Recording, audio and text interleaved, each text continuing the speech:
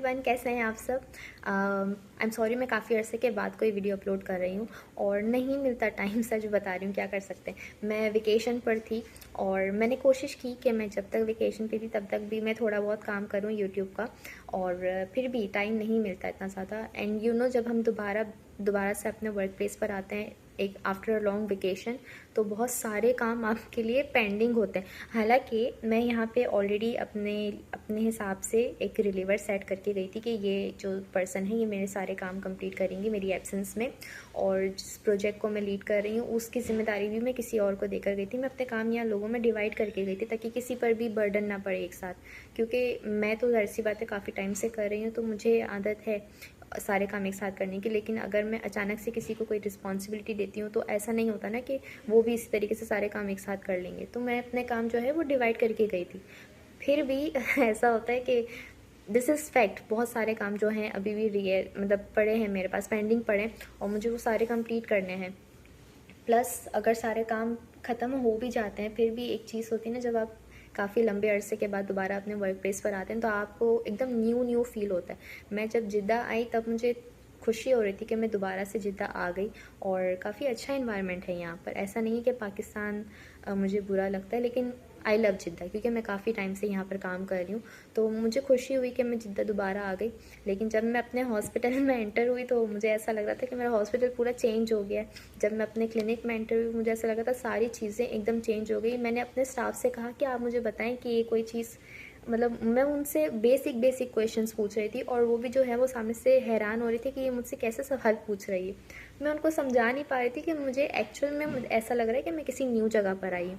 और यही होता है, जब मैंने अपने डॉक्टर के साथ काम स्टार्ट किया तो उनको भी ये लग रहा था कि ये सारे काम भूल कर आई है। और टू बी ऑनेस्ट, मैंने अपने फादर को बोला कि मुझे ऐसा लग नहीं रहा है कि मैं सारे काम सही से कर सकूँगी, क्योंकि मुझे मुझे ट्रेनिंग की ज़रूरत है, मैं काम नहीं कर सकती, मैं सारा कुछ भूल गई हूँ। सो उन्होंने भी काफ़ी मुझे मोटिवेट किया कि ऐसा नहीं है, एक बार काम स्टार्ट हो जाएगा तो फिर दोबारा से रूटीन में आ जाओगी। सो ठीक था, सारे काम अब रूटीन में आ गए। मैं पिछले 2 दिन से दोबारा से अपने एरिया में काम कर रही हूँ, तो चीज़ें जो है मुझे याद आ गई हैं फिर से। लेकिन ये है कि आपको बहुत सारी चीज़ें न्यू लगती हैं, और सबसे बड़ा फैक्टर जो ये है कि मैं पाकिस्तान में थी अपनी फैमिली के साथ, तो आपको पता है फैमिली में आपको कितना ज़्यादा पैम्पर किया जाता है। और इवन मतलब मेरी मदर बहुत ज़्यादा मेरी केयर कर रही, एक्स्ट्रा केयर कर रही थी मेरी। अब मैं दोबारा से जब जिद्दा आई हूँ तो सारे काम खुद ही करने पड़ रहे हैं, तो बहुत बड़ा डिफरेंस है। काम खुद ही करने पड़ रहे हैं वो एक अलग बात, प्लस आपको अपनी फैमिली की याद इतनी ज़्यादा आती है, आप उनको बहुत ज़्यादा मिस करते हैं, और थोड़े टाइम तक तो ये बहुत ज़्यादा प्रोमिनेंट रहेगा। तो बहुत सारी चीज़ें हैं, सब मिक्सअप हो जाता है, सारी कन्फ्यूजन्स होती हैं। इन सारी चीज़ों में यूट्यूब को टाइम देना रह जाता है, लेकिन कोई मसला नहीं है। ऐसा नहीं है कि हम बिल्कुल ही डिस्कनेक्ट हो जाएं, क्योंकि मैंने देखा मेरे कुछ सब्सक्राइबर्स जो हैं दे हैव अनसब्सक्राइब माई चैनल, और मैं नहीं चाहती कि ये चीज़ कंटिन्यू रहे, क्योंकि मैंने बहुत मेहनत करके बहुत मुश्किल से मैंने 800+ सब्सक्राइबर्स कलेक्ट किए थे, क्योंकि उनको चीज़ें पसंद आ रही थी, वो सब्सक्राइब कर रहे थे। और अब क्योंकि मैंने काफ़ी टाइम से वीडियो अपलोड करना बंद कर दी, बिल्कुल डिस्कनेक्शन हो गया चैनल से, so maybe they get the message कि ठीक है, कोई काम नहीं हो रहा तो फिर अब चैनल को सब्सक्राइब करके क्या फ़ायदा। So maybe that's why they have unsubscribe my channel.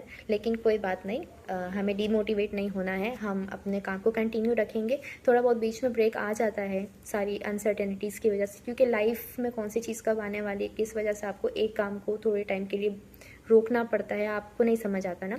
सो खैर, जितनी भी चीज़ें हैं ऑर्गेनाइज़ करके चलेंगे, इंशाल्लाह आगे से सारी वीडियोस अपलोड होंगी जैसे जैसे टाइम मिलता रहेगा, और कंटिन्यू रखेंगे हमारा ये लर्निंग का सफ़र।